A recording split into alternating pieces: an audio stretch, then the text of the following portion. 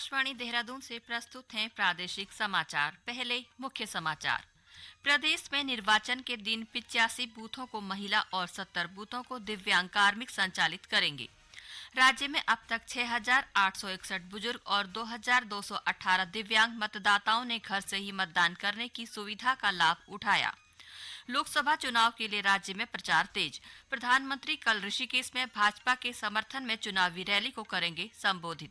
और चैत्र नवरात्रि के दूसरे दिन आज देवी ब्रह्मचारिणी की पूजा अर्चना की जा रही है।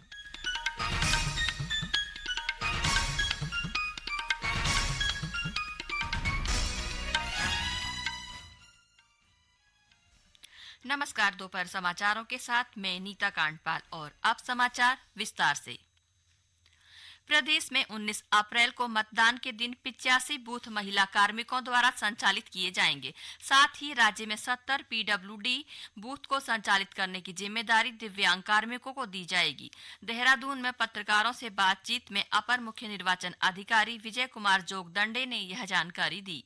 निर्वाचन आयोग के द्वारा सभी जनपदों में मॉडल बूथ तैयार करने के निर्देश दिए गए थे। सभी मतदान कार्मिक अगर महिला होंगे तो महिलाओं के द्वारा संचालित बूथ मॉडल बूथ के रूप में चिन्हित होगा।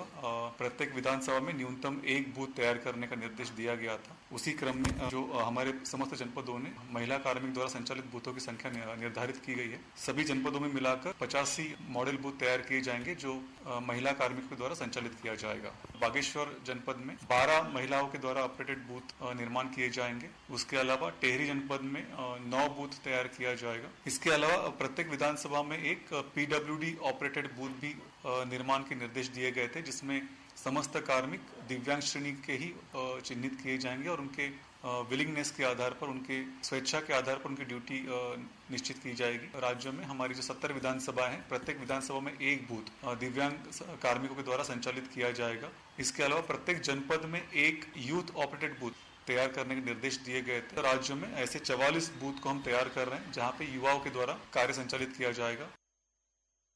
अपर मुख्य निर्वाचन अधिकारी ने बताया कि निर्वाचन प्रक्रिया के दौरान सभी वाहनों में जीपीएस ट्रैकिंग की व्यवस्था करना अनिवार्य है। राज्य में निर्वाचन के लिए 10,091 वाहन प्रयोग किए जा रहे हैं। इन सभी पर जीपीएस लगाने की कार्यवाही गतिमान है और मतदान से 3 दिन पहले तक यह कार्यवाही पूरी कर ली जाएगी। प्रदेश में घर घर जाकर पोस्टल बैलेट के माध्यम से प्रथम चरण के मतदान की कार्यवाही गतिमान है।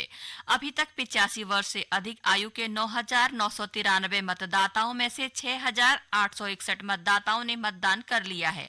वहीं 2,899 दिव्यांग श्रेणी के मतदाताओं में से 2,218 दिव्यांग मतदाताओं ने अभी तक मताधिकार का प्रयोग किया है।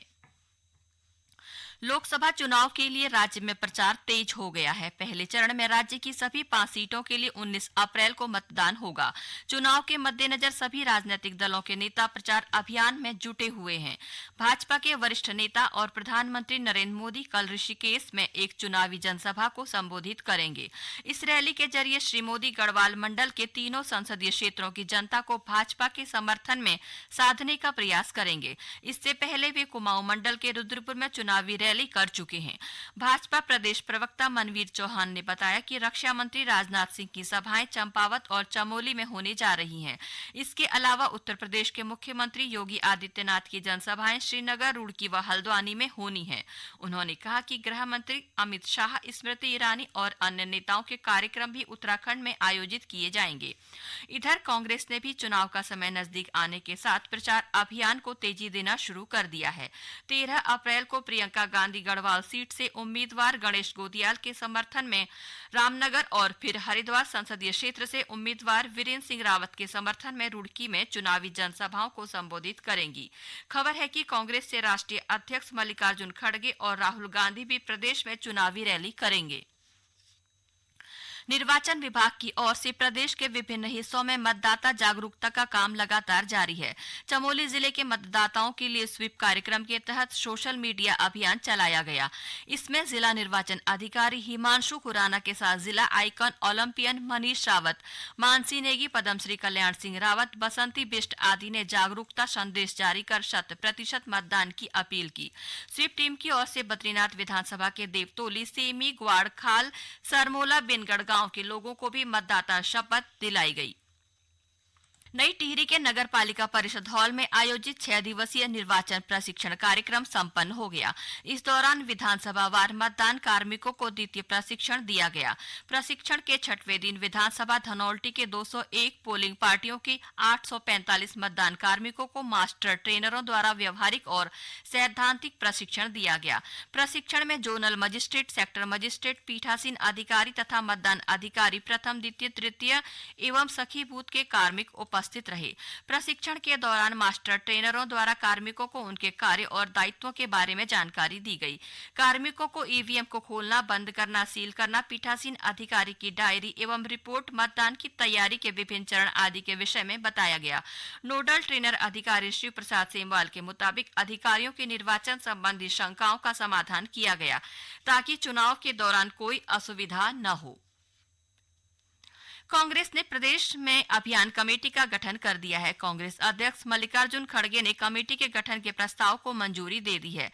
अभियान कमेटी में पूर्व कांग्रेस प्रदेश अध्यक्ष प्रीतम सिंह को अध्यक्ष पर डोईवाला के पूर्व विधायक हीरा सिंह बिष्ट को सह अध्यक्ष बनाया गया है। अखिल भारतीय कांग्रेस कमेटी के महासचिव केसी वेणुगोपाल के अनुसार अभियान कमेटी में 100 सदस्यों को शामिल किया गया है। हरिद्वार लोकसभा क्षेत्र के बादशाहपुर में भाजपा उम्मीदवार त्रिवेंद्र सिंह रावत के समर्थन में मुख्यमंत्री पुष्कर सिंह धामी ने जनसभा की। उन्होंने विपक्षी पार्टी कांग्रेस पर हमला बोलते हुए कहा कि कांग्रेस के पास देश के विकास का कोई विजन नहीं है। सरकार की उपलब्धियों को गिनाते हुए मुख्यमंत्री ने कहा कि पिछले 10 सालों में देश व उत्तराखंड का तेजी से विकास हुआ है और इस अवधि में देश के हर वर्ग के लिए प्रधानमंत्री नरेंद्र मोदी ने बेहतर कार्य किया है। इस बीच आज गढ़वाल लोकसभा संसदीय क्षेत्र से कांग्रेस प्रत्याशी गणेश गोदियाल ने विभिन्न स्थानों पर जनसंपर्क कर अपने पक्ष में समर्थन मांगा। वहीं हरिद्वार लोकसभा सीट से कांग्रेस प्रत्याशी वीरेंद्र रावत के समर्थन में पूर्व मुख्यमंत्री हरीश रावत ने लाल कुर्ती और ढंडेरा में जनसंपर्क कर क्षेत्रवासियों से कांग्रेस के पक्ष में मतदान करने की अपील की। ये समाचार आकाशवाणी के देहरादून केंद्र से प्रसारित किए जा रहे हैं। ताजा समाचार के लिए आप हमारे फेसबुक पेज आकाशवाणी समाचार उत्तराखंड और ट्विटर हैंडल @AIRnews_DDN को फॉलो कर सकते हैं। ये समाचार यूट्यूब चैनल आकाशवाणी समाचार उत्तराखंड को सब्सक्राइब कर सुने जा सकते हैं। साथ ही ये समाचार आकाशवाणी की वेबसाइट www.newsonair.gov.in/उत्तराखंड पर भी उपलब्ध हैं।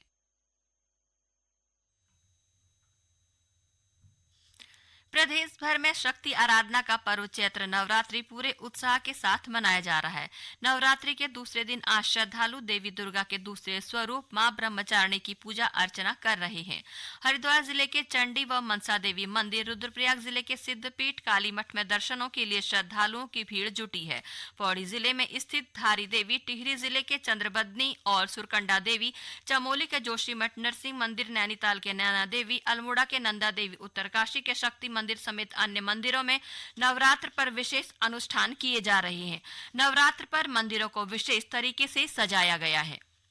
राष्ट्रपति द्रौपदी मुर्मू ने आज नई दिल्ली में यशोभूमि सम्मेलन केंद्र में विश्व होम्योपैथी दिवस पर 2 दिवसीय होम्योपैथी संगोष्ठी का उद्घाटन किया। इस सम्मेलन का आयोजन आयुष मंत्रालय के अंतर्गत केंद्रीय होम्योपैथी अनुसंधान परिषद कर रही है। इसका उद्देश्य समग्र स्वास्थ्य और आरोग्य तथा होम्योपैथी शोध में अत्याधुनिक तकनीकी के उपयोग का प्रोत्साहन देना है। और अब एक नजर आज के मौसम पर। प्रदेश में आज मौसम का मिला जुला असर देखने को मिल रहा है। राज्य के कई हिस्सों में धूप खिली हुई है, जबकि पर्वतीय क्षेत्रों में विभिन्न स्थानों पर बादल छाए हुए हैं। इस बीच मौसम विभाग ने अनुमान जताया है कि आज उत्तरकाशी, रुद्रप्रयाग, चमोली, टिहरी, देहरादून, पिथौरागढ़, बागेश्वर और अल्मोड़ा में कहीं कहीं हल्की बूंदाबांदी हो सकती है। विभाग के अनुसार आने वाले दिनों में राज्य में बारिश में बढ़ोतरी हो सकती है। मौसम विज्ञान केंद्र देहरादून ने शनिवार को रविवार को प्रदेश के विभिन्न हिस्सों में आंधी के साथ हल्की से मध्यम बारिश का येलो अलर्ट जारी किया है। अंत में मुख्य समाचार एक बार फिर। प्रदेश में निर्वाचन के दिन 85 बूथों को महिला और 70 बूथों को दिव्यांग कार्मिक संचालित करेंगे। राज्य में अब तक 6,861 बुजुर्ग और 2,218 दिव्यांग मतदाताओं ने घर से ही मतदान करने की सुविधा का लाभ उठाया। लोकसभा चुनाव के लिए राज्य में प्रचार तेज। प्रधानमंत्री कल ऋषिकेश में भाजपा के समर्थन में चुनावी रैली को करेंगे संबोधित। और चैत्र नवरात्रि के दूसरे दिन आज देवी ब्रह्मचारिणी की पूजा अर्चना की जा रही है। इसके साथ ही प्रादेशिक समाचार का ये बुलेटिन समाप्त हुआ। नमस्कार।